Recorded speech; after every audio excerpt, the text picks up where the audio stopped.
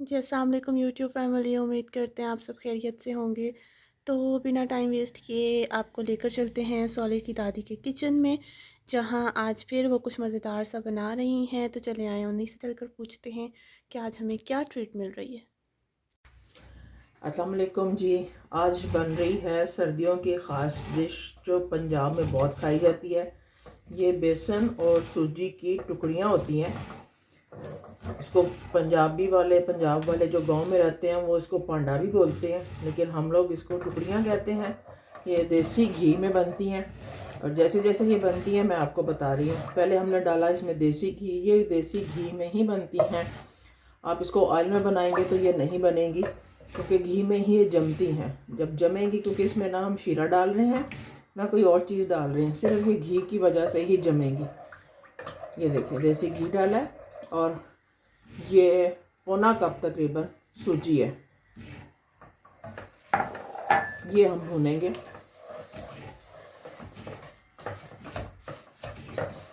हल्की आंच पे हम इसको भूनेंगे। मैं बहुत कम मिकदार में बना रही हूँ, लेकिन हमारे गांव में ये बहुत ज़्यादा मिकदार में बनती है। तकरीबन किलो के हिसाब से सूजी और बेसन लेके तो बहुत बड़े बर्तन पर परात में ये बनाई जाती है और काटी जाती है, क्योंकि ये स्टोर कर लेते हैं। ये ख़राब नहीं होती है, इसमें ख़राब होने वाली कोई चीज़ नहीं है। ये एक एक माह पड़ी रहती है और लोग खाते हैं। इसको चाय के साथ खाई जाती है और वैसे भी किसी का सर्दियों में सर्दी के लिए ये बहुत बेस्ट है। ये देखिए सूजी भुन रही है हमारी। अभी ये वाइट है, अभी प्रॉपर भुनी हुई नहीं है। मैंने कहा से मैं आपको दिखा दूं कि ये घी तो उसने छोड़ा है, लेकिन घी क्योंकि इसमें थोड़ा सा ज़्यादा डाला है हमने, इसलिए वो छोड़ा है, वरना ये भुनी हुई नहीं है। क्योंकि अभी ये वाइट वाइट है, कच्ची है। इसको थोड़ा सा और हम 5-10 मिनट भुनेंगे। जैसे ये भुनती है मैं फिर आपको दिखाती हूँ इसका कलर कैसा चेंज होता है। और हमें तो खुशबू आएगी, आप लोगों को खुशबू तो नहीं आएगी, लेकिन ये पता लग जाता है कि ये सूजी भुन गई है। ये ऐसी, ये अब घी छोड़ रहा है। सूजी जो है भुन गई है, घी छूट रहा है। ये देखिए ऐसे हल्का सा कलर आया। डार्क नहीं हमने करना, क्योंकि वो फिर हमारा जो टुकड़ियाँ बनेंगी उसका कलर अच्छा नहीं आएगा, इसलिए हम इसको ऐसे ही रखेंगे, ज़्यादा डार्क नहीं करेंगे। लेकिन ये देख लें कि ये ऐसे ही भुन के होती है कि ये सब कुछ, ये देखें ऑयल छोड़ रहा है, बुलबुले बन रहे हैं। ये बुलबुले बनना और ऑयल छूटना, ये सूजी की पहचान है कि ये भुन गई है। ये देख लें। इसको तेज़ आंच पे नहीं भूनना, बहुत हल्की आंच पे, क्योंकि जल जाएगी फिर। सूजी भूनना एक आर्ट है, क्योंकि ये जल जाती है तेज़ आंच पे करें तो।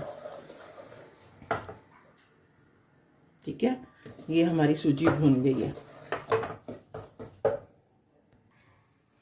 अब हम भूनने लगे हैं जी बेसन। उसके लिए फिर हमने डाला है सूजी, हमने उतार दी है और उसके अंदर बर्तन खाली करके अब उसी बर्तन में हम घी डाल के देसी, और इसमें बेसन डाल रहे हैं।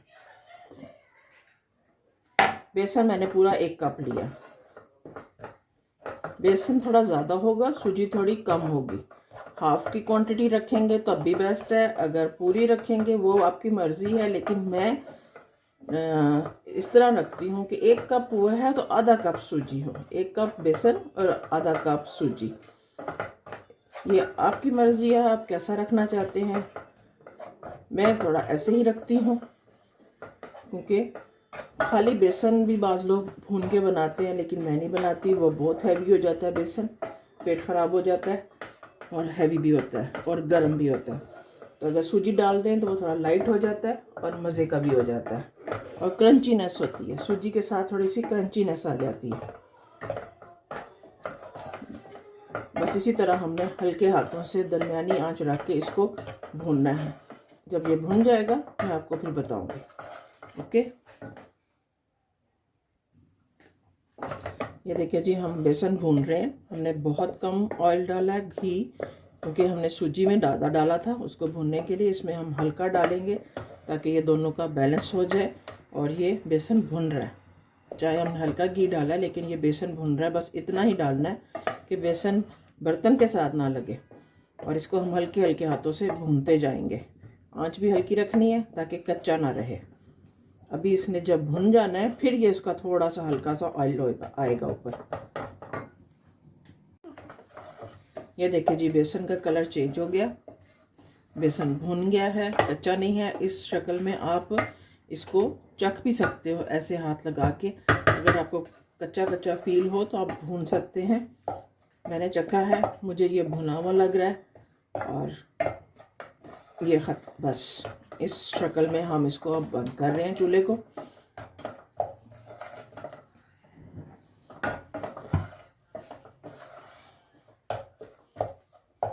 दो मिनट हम इस पतीली में ऐसे ही घुमाते रहेंगे क्योंकि पतीली गर्म होती है और अगर छोड़ दें तो वो नीचे से लग जाती है, जल जाती है।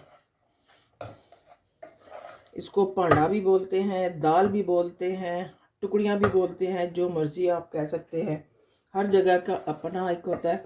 हमारे घरों में ये परातों में बनता था, इतना ज़्यादा बनता था कि परातों में बन के जमाया जाता था और स्टोर किया जाता था।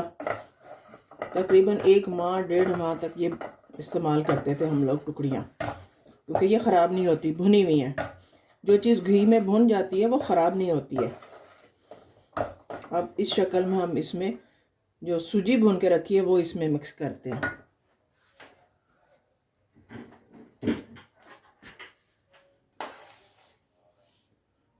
ये सूजी जो हमने भुनी थी वो अब हम इसमें मिक्स कर रहे हैं।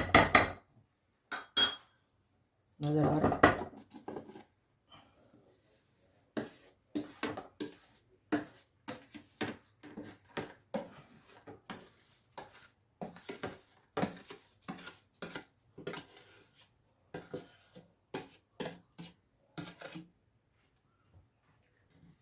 ट्रे यूज़ होनी है। ये वही ट्रे है जिसमें अब हम ये दो मिक्स करके टुकड़ियाँ जमाने के लिए रखेंगे। इसीलिए मैंने उस ट्रे में यूज़ किया था जिसमें हम अब टुकड़ियाँ जमाने के लिए रखेंगे। ये देखिए, जो सूजी में हमने घी ज़्यादा डाला था, बेसन के साथ अब हम उनको यकजान कर रहे हैं।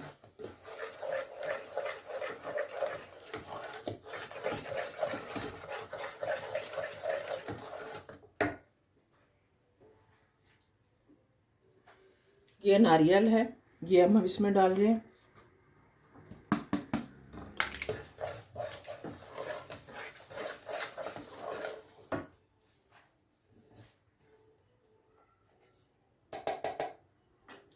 हल्की सी पिसी हुई चीनी है, वो अब हम इसमें डाल रहे हैं।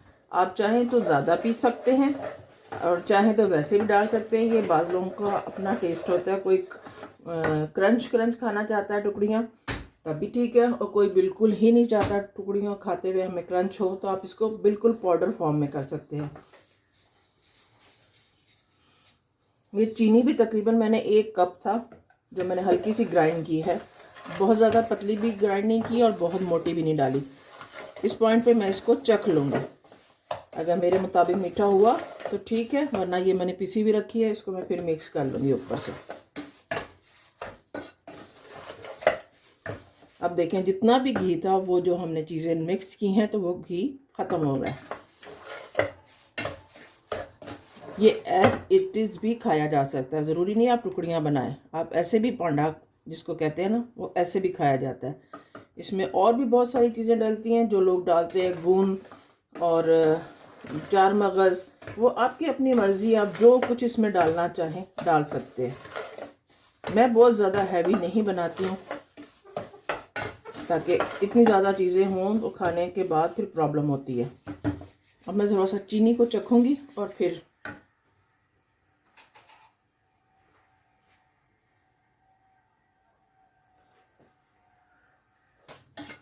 मैंने चखा है, चीनी कम थी। पूरा 1 कप इसमें चीनी डलेगी। वो मैंने जब रखी थी वो भी मैंने डाल दी है इसमें।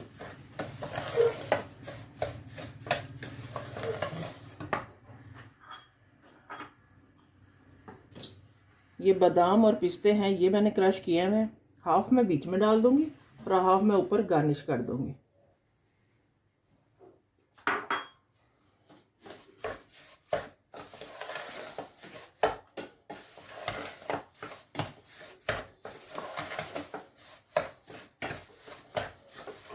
आप सर्दियों में एक दफ़ा ये ज़रूर बना के देखें, बहुत मज़े की चीज़ है, बहुत डिफरेंट चीज़ है। ये गांव के लोग अभी भी बनाते हैं और खाते हैं। शहरों में ये चीज़ें नहीं खाई जाती, इसीलिए शहरी के बच्चे जो है ना, वो हाय दर्द, हाय बुखार, हाय ज़ुकाम, वो इसीलिए होता है कि ये चीज़ें नहीं खिलाई जाती। शहर के बच्चों को बस पिज़्ज़ा खिला दो, बर्गर खिला दो, जिसमें कोई ताकत नहीं है। ताकत इन चीज़ों में है। मैंने बचपन में अपने बच्चों को ये खिलाया मार मार के, क्योंकि वो भी नहीं खाते थे, और अब बड़े हो गए तो वो नहीं खा रहे।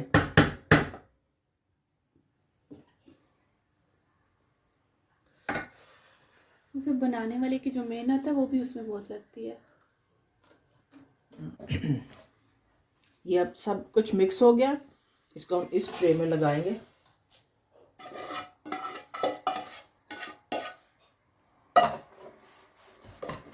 ऐसे हम ट्रे में बिछा देंगे इसको अच्छे से।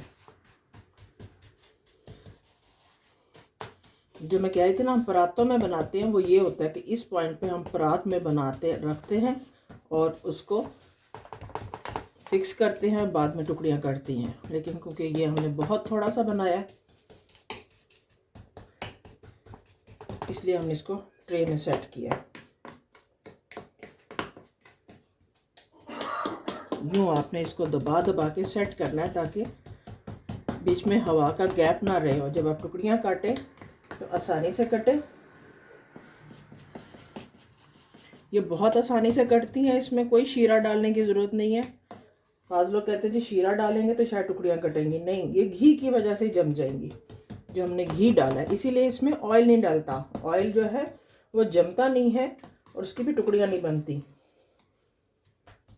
जो कहते हैं जी हम डाइट पे हैं तो हमने घी नहीं इस्तेमाल करना, तो फिर ये बनाने की ज़रूरत नहीं है।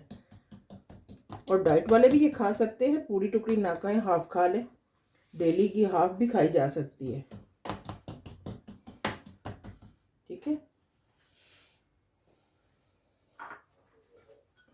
अब हम इसके ऊपर ये पिस्ते बादाम जो थे वो यूं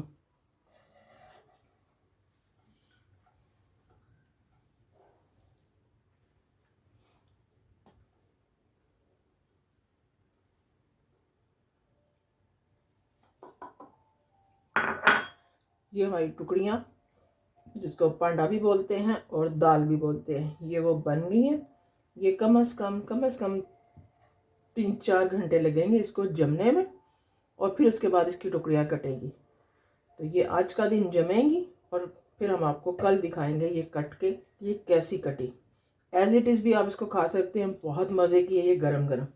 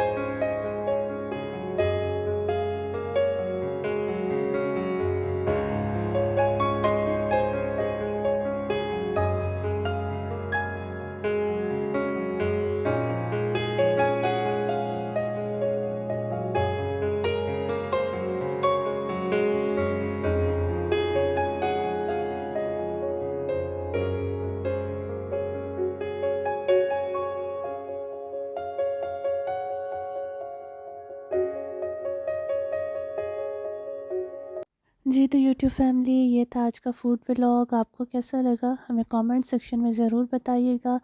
और अगर आप चाहते हैं कि सोले की दादी आपके लिए मज़ीद अच्छी अच्छी रेसिपीज़ और डेली व्लॉग्स लाती रहें, तो सोले की दादी के चैनल को कर दें सब्सक्राइब।